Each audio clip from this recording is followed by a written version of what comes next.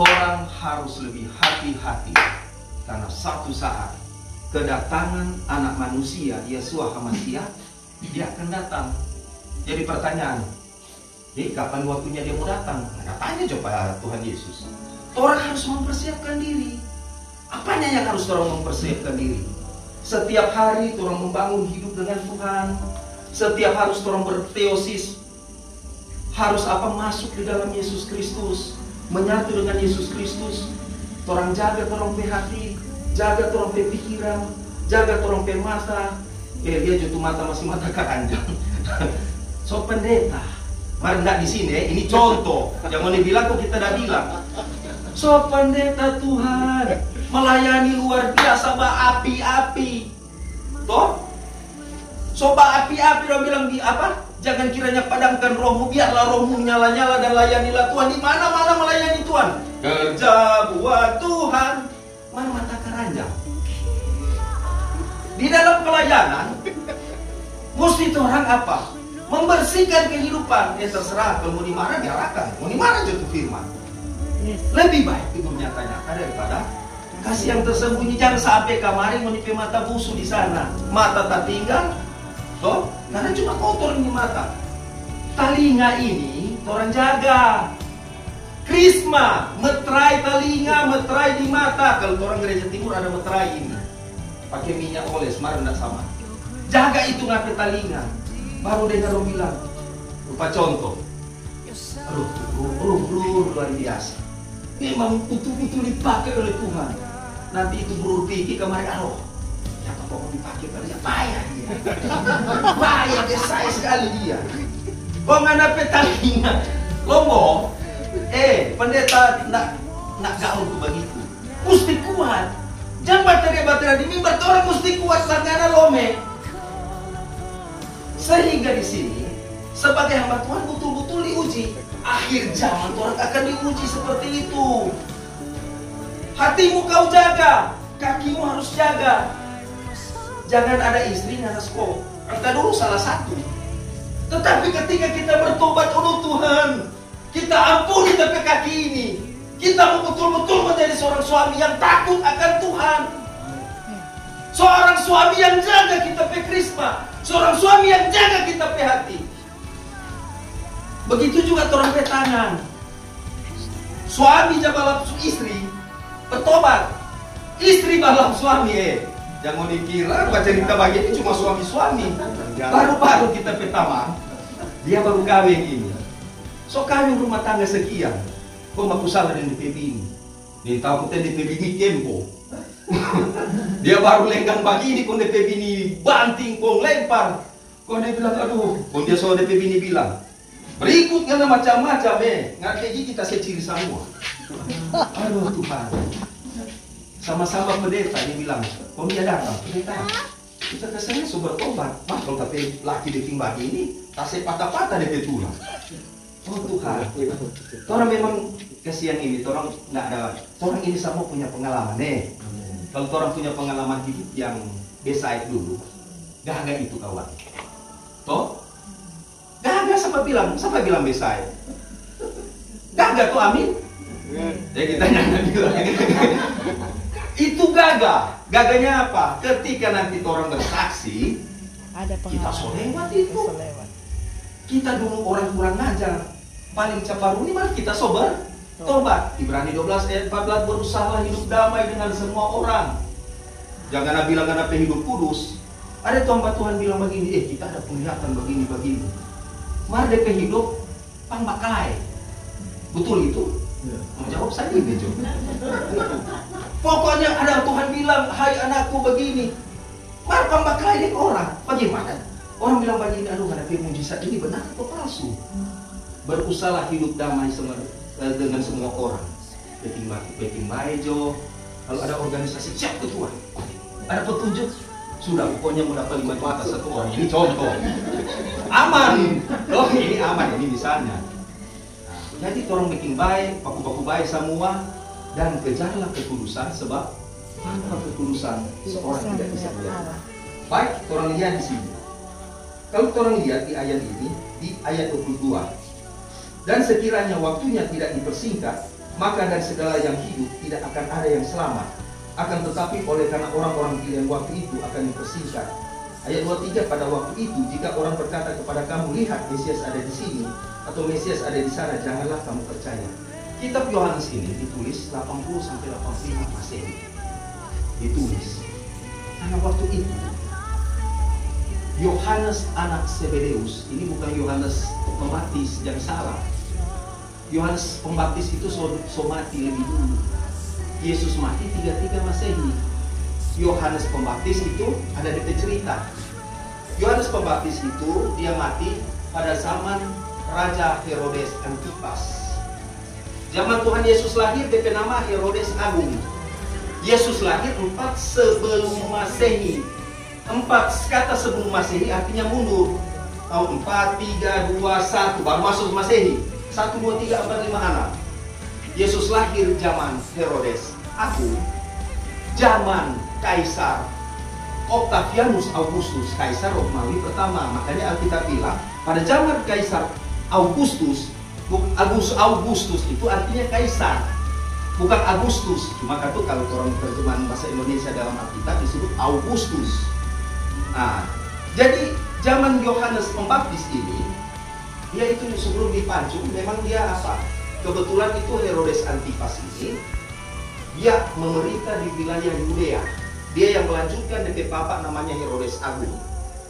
Kebetulan di situ ada DP calon istri, karena ini DP nama Herodias. Herodias ini cucu daripada Herodes Agung. DP suami Herodes Filipus, makanya Yohanes bilang, mau mau kawin, nggak ada bahugel dengan dia. Jangan boleh kawin, apalagi mau nikah saudara. DP hukum haram karena memang tradisi Yahudi ini boleh. Akhirnya tersinggung Herodias.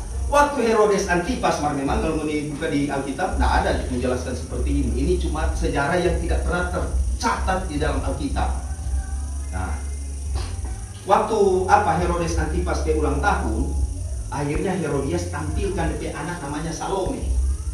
Nah, kalau DP anak tidak tertulis di situ. Cuma tuh DP anaknya mereka namanya Salome. Dia menari telanjang, akhirnya dia bilang begini, kalau Herodes Antipas mau minta, nggak minta begini. Nah, sudah. Akhirnya dia semua pakai tangan luar biasa. Herodes Antipas bilang, silakan anakku. Nggak ada mau minta apa nggak hari dia. Akhirnya dia mama bilang lebih dulu, dia bilang begini, kita cuma mau minta, basumpah dulu sebelum nggak minta itu hadiah. Oke, kita basumpah.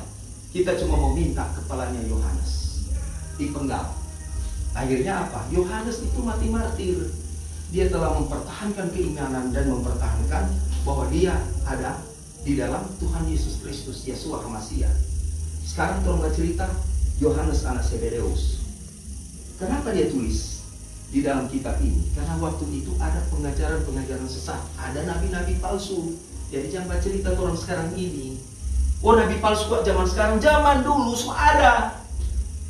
Karena apa? Banyak penyesat-penyesat yang ingin mau counter ini pengajaran daripada Rasul, sehingga dikanonkan kitab-kitab ini, dikanonkan, dipakemkan. Apa itu pendeta? Dikanonkan apa itu? So lewat ujian, karena dulu ini Alkitab ini banyak, makanya disebut Injil apa? Kanonik. Ada Injil apokrif. Apokrifa artinya Injil tersimpan, Injil yang tersembunyi. Nah sekarang dia menulis ini karena apa? Mesias-Mesias palsu ini meresahkan kehidupan jemaat waktu itu. Kata jemaat dalam bahasa Yunani disebut eklesia. Mengapa perjanjian baru ditulis dalam bahasa Yunani? Nah itu orang bertanya tuh. Dia bilang, siapa nak bahasa Ibrani? Karena wilayah Yerusalem ini dikuasai adalah Roma Timur. Wilayah kekuasaan daripada Kaisar Augustus. Cuma waktu ini zaman Yohanes itu zaman Octavianus Augustus, Kaisar pertama Romawi. Jadi dia memerintah waktu itu. Jadi nak sembarang-sembarang. Sehingga bahasa Yunani ini adalah bahasa internasional waktu itu. Roma Barat menggunakan bahasa Latin, Roma Timur menggunakan bahasa Yunani, sehingga kata berupa contoh Hong Kong. Hong Kong dijajah oleh Inggris. Otomatis selain dia belajar bahasa Cina, dia mesti belajar bahasa Inggris. Supaya Injil ini akan tersebar, 1 Korintus 1 ayat 24, tetapi bagi mereka yang dipanggil, baik Yahudi maupun bukan Yahudi, Kristus adalah kekuatan Allah dan hikmat Allah. Supaya mau tersebar bagi non-Yahudi, maka orang harus belajar bahasa Yunani. Orang bilang tiap anak Ibrani, so tahu bahasa Yunani, dia memaksakan Ibrani. Dan biar mau baron tetap Yunani. Siapa yang perjanjian lama harus bahasa Ibrani? Karena itu kan miliknya Yahudi punya. Besorat asal kata Injil. Kalau orang punya namanya Talmud. Makanya belajar sejarah. Nah sekarang di sini, orang lihat perhatikan ayat 27. Sebab sama seperti kilat memancar dari sebelah timur dan melontarkan cahayanya sampai ke barat, demikian pula telah kedatangan Anak Manusia. Ketika ajaran Rasul ini sampai pada orang, coba tolong buka Yesaya 2 ayat 3. Sebelum kita masuk di ayat ini, mesti pahami, sebelum masuk sini, pahami dulu deh ayat sebelumnya. Yesaya 2 ayat 3, apa dia bilang? Dan banyak suku bangsa akan pergi serta berkata, mari kita naik ke gunung Tuhan, ke rumah Allah Yakub, supaya ia mengajar kita tentang jalan-jalannya, dan supaya kita berjalan menempuhnya, sebab dari Sion akan keluar pengajaran dan firman Tuhan dari Yerusalem. Pengajarannya ada di Yerusalem. Makanya kembali, sebab sama seperti kilat memancar dari sebelah timur, dari timur itu dari Yerusalem, Yeshua HaMashiach dia naik terangkat ke surga dari sebelah timur, disaksikan oleh berapa orang? 500 orang disaksikan oleh dia, termasuk Longinus yang menikam lambung Tuhan Yesus. So tahu enggak siapa itu penjahat di sebelah kanan dan kiri Tuhan Yesus? DP nama Dismas dan Gestas. Itu banyak di pengajaran timur. Orang menyaksikan Yesus terangkat ke surga, dan Tuhan Yesus bilang apa? Dia akan kembali ke sebelah timur. Nah sekarang Tuhan Yesus pernah bilang, coba orang perhatikan ini ayat ini. Matius 24 ayat 1 sampai 2. Siapa sudah apa? Matius 24 ayat 1 sampai 2. Sesudah itu Yesus keluar dari bait lalu pergi. Maka datanglah murid-muridnya dan menuju kepada bangunan bait Elohim.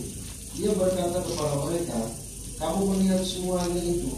Aku berkata kepadamu, sesungguhnya tidak satu batu pun kepadamu, sesungguhnya tidak satu batu pun di sini akan dibiarkan terletak di atas batu yang lain.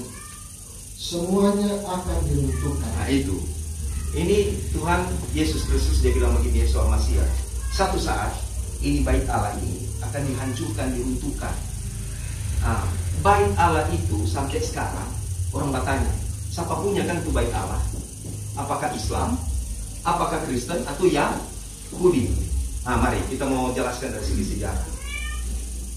Yerusalem 2500 sebelum Masehi, orang Kanaan datang. Orang lihat di tanpa ini, agak ini kita jadi ini, kita mau minta apa ini peluas bagi, akhirnya orang bermukim situ, orang kasih nama Yerusalem. Yerusalem itu nama orang pedewa. So paham? Kemudian tahun 1000 sebelum Masehi, ini mundur, sebelum Masehi kan mundur. Raja Daud dia menguasai daripada Yerusalem, sehingga dijadikan Yerusalem ini pusatnya, ibu kota daripada Israel. Raja Daud ini dia membangun DP nama Bait Allah. Bait Allah dibangun. Kemudian diteruskan oleh Nabi Salomo. Salomo diteruskan. Zaman Babilonia Nebukadnezar, akhirnya ini Bait Allah dihancurkan.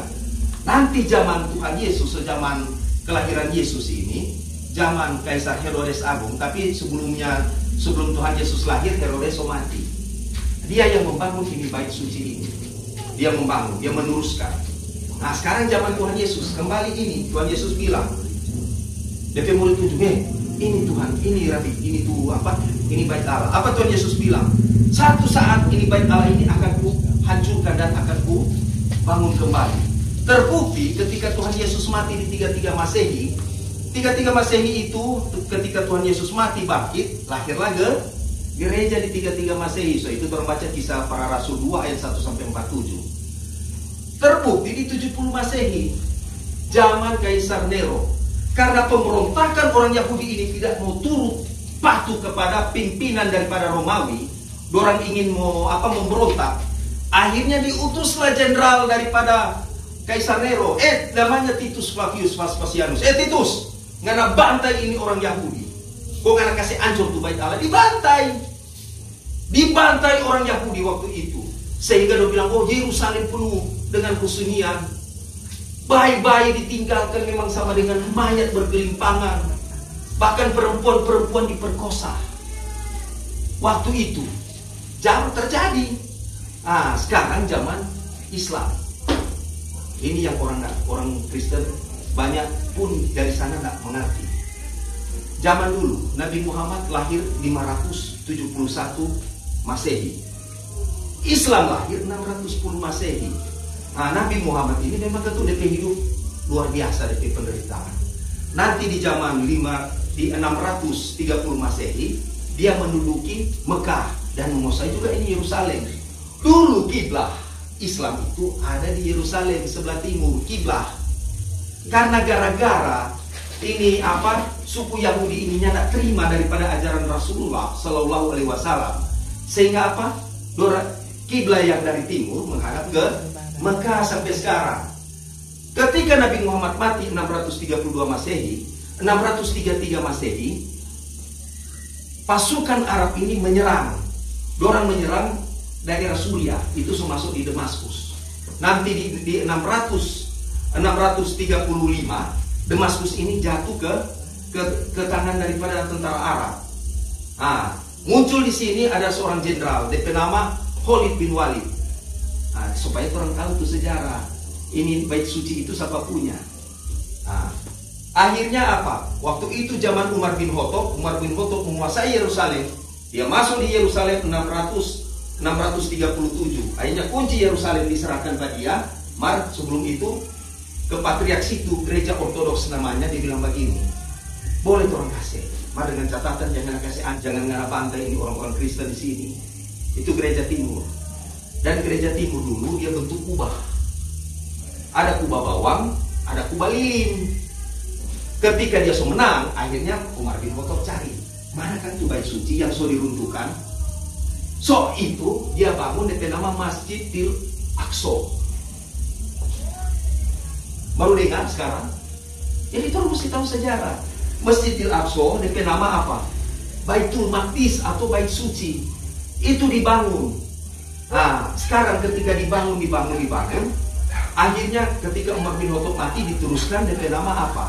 Seorang raja DP nama Abdul. Jadi Abdul yang terus, Abdul Malik namanya. Sampai itu jadi kubah kuning. Dan sampai saat ini jadi perdebatan siapa punya itu. Jadi kubah masjid itu sebenarnya ditiru, orang pakai itu masjid itu sebenarnya dari gereja patronnya gereja timur. Gereja yang ada di Yerusalem. Mana lebih dulu lahir? Islam lahir 610 Masehi. Orang menguasai Yerusalem 637. Masuk dan orang bangun itu kubah itu. Dan salah satunya di gereja timur orang sholat 7 waktu, Islam 5 waktu. Orang tidak perlu mau sentil itu masalah itu. Setidaknya orang tahu tentang ini bait suci. Dan semua tiga agama ini percaya akan kedatangan Tuhan Yesus Kristus. Kan dikatakan begini, Yesus dia naik di sebelah timur, dia kembali akan di timur itu. Makanya zaman Islam, orang tahu waktu mau perebutan Yerusalem, kiamat itu akan terjadi di Yerusalem. Karena apa? Isa Al-Masih akan turun di Yerusalem. Di sebelah timur Damaskus. Damaskus itu wilayahnya Palestina, termasuk dalamnya Yerusalem, Mesopotamia dan Syria. Itu orang bilang Irak. Akan datang di situ, dan sampai saat ini baik orang Yahudi, Kristen dan Muslim menunggu kedatangan Isa Al-Masih, Yesus Kristus, Yeshua HaMashiach. Jadi pertanyaan, orang ini dekat dengan Yeshua HaMashiach, dengan catatan mesti hidup yang benar, hidup di dalamnya, jangan setengah-setengah, jangan sampai Orang so hidup di dalamnya tidak melakukan firman itu, akhirnya orang tidak masuk dalam keselamatan itu. Biar jo pendeta kita di luar daripada kita lihat itu neraka. Dengan kira begitu, nah ada setengah-setengah. Malaikat skop penanya pergi situ. Kalau neraka nah ada mau setengah-setengah, mau di luar, mau di apa. Orang ini yang kita bawa, kenapa kita suka melayani Tuhan? Bukan kita tidak suka doi sama mutu. Cuma orang jangan meni doi. Tetapi kau harus melayani suku-suku mulai saat ini. Memberikan hidupmu. Mulai sekarang ada bertobat. Lama iyo pendeta ini kan jauh. Kan kedatangan anak manusia kan belum ada di peta. Nah ini kan baru tanda-tanda. Ngana besok kongrik, ngana abis ngana. Toh? Tak usah jo. Lebih baik orang persiapkan diri. Ada maitua di sini. Mari saya. Kita kasih yang susah pangana mulai saat ini. Kita mau jadi suami yang baik. Kita mesti jaga kita ke hati pangana. Dan kita mau jadi imam yang baik. Istri yang benar. Istri. Aduh. Apa? Istri. Mulai saat ini kita sudah mau marah-marah pangana. Kita selalu marah pangana sampai ngana naik darah tinggi. Mulai saat ini kita akan perbaiki. Anak-anak ngana rangkul, boleh ngana pukul, tetapi jangan kau biarkan. Pegang rangkul, hidup. Ortolatria, ngana mengikuti ajaran benar. Mengikuti ibadah yang benar. Ortodoksia ngana iku ajaran yang benar, lurus dan benar. Margana ortopraksia kotor, ngana cara hidup tidak benar. Ngana hidup cuma pendeta mau dipikir sadap jadi pendeta. Makanya kita takut selalu biar kita pendeta penuh, kita cuma bilang hamba Tuhan. Pendeta ngana akan berhadapan dengan pengadilan Kristus. Yakobus 3 ayat 1 coba baca. Mau dipikir sadap jadi pendeta, tunggu dulu. Yakobus 3 ayat 1 apa dia bilang? Saudara apa? Saudara-saudaraku. Setelah mesti. Terus. Saudara-saudaraku. Janganlah banyak orang di antara kamu mau menjadi guru, sebab kita tahu bahwa sebagai guru kita akan dihakimi menurut aturan yang lebih berat. Akan dihakimi menurut perbuatan. Tunggu pendeta. Kita pang begini, masa satu kali berdoa baik. Betul, karena Tuhan membela ngana ide nama dia bela. Ngana pakai bahasa apakah dia baik? Karena Tuhan ngana pakai nama Tuhan itu dia bela. Nanti ngana yang so kenal firman, ngana akan berhadapan dengan pengadilan Kristus Yesus. Ngana so kenal firman, nanti firman itu akan menyerah kembali. Yohanes 12 ayat 48. Tahun cepat kita. Yohanes 12 ayat 48. Dia bilang, barang siapa menolak aku dan tidak menerima perkataanku, ia sudah ada hakimnya, yaitu firman yang telah kukatakan, itulah yang akan menjadi hakimnya pada akhir zaman. Ngana baca-baca firman, ngana nggak jadi pelaku, firman itu mau menyerang ngana. Tuhan, apakah kita so bagus Pak, kita belok kong jaki. Sorry, ini kita nak bilang Pak Pendeta Delon. Ini cuma contoh, bukan kita bilang ini. Apakah kita so belajar luar biasa hari-hari kurang dengan Alkitab, banyak hafalan kita baca. Mari apa kita sohkan Tuhan, karena firman itu menyerang balik. Makanya ketika segala sesuatu terjadi pada orang berdiri Tuhan, selidiklah akan daku ya Allah, ketahuilah akan hatiku, supaya kau lurus hidupmu. Hidup berjalan lurus.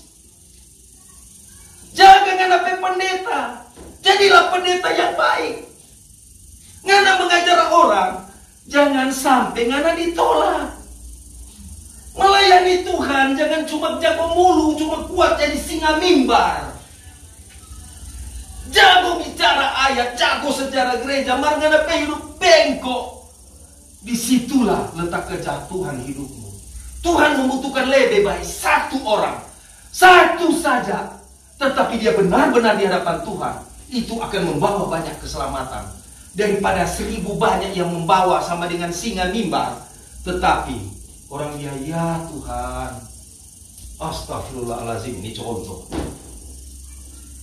Yang bercerita ini mentah Ustaz. Hidup yang benar. Kita bicara begini, kita lebih dulu ketika kita mulai kenal firman, kita pepang-pang ini, kita PHP, kasih pemain itu, mana pegang tuh. Jangan anak suka-suka siapa itu orang yang anak suka, hapus tuh. Karena soal itu benar. Baking apa lihat orang mau baking, semua opak begini. Jangan sampai orang semua umur 70-an, semua bengko begini. Mau kasih apa? Tuhan bilang, jangan, dia so bengko, so perang sisa-sisa. Baking apa? Sebelum ngana bengko, ngana pemulu. Sebelum ngana buta. Sebelum terjadi sesuatu, baking yang bagus. Supaya melayani enak. Melayani mau pergi di Sawangan. Oh, kita saja. Oh, dari saya hidup berpelayanan nih Pak, Ibu Jane. Ibu Jane ini di mana-mana orang melayani. Pergi kenapa? Kalau orang memang betul melayani Tuhan untuk membawa namanya misi kasih, untuk membawa misi Injil, apapun yang Anda kerjakan kalau dengan benar, apapun yang kau lakukan apabila itu benar, kau akan pasti diberkati. Amin. Biar jodoh orang bilang sama dengan pendeta bilang, aduh kasihan biar cuma orang pe rumah begini. Aman tuh hati, aman itu pikiran. Daripada rumah besar sekali, marnapa sudah infus. Tetet. Bikin apa? Sebelum kedatangan Tuhan Yesus ini, sebelum kedatangan Yeshua HaMasyiah, perbaikilah hidupmu. Jadi teladan, jadi berkat bagi orang banyak. Orang saling baku tolong, saling menopang, jangan saling menjelekkan satu dengan yang lain. Orang topang ini, orang ketua. Luar biasa tadi. Ini apa kata iskim? Orang topang. Karena apa? Ketika orang menopang satu sama lain, pelayanan Bapak Ibu Saudara sekalian orang satukan, disitulah orang mulai apa? Tumbuh orang beriman. Orang akan berjalan bersama Yeshua HaMasyiah. Sehingga setiap apa yang kita lakukan pasti akan diberkati oleh Tuhan Yesus Kristus.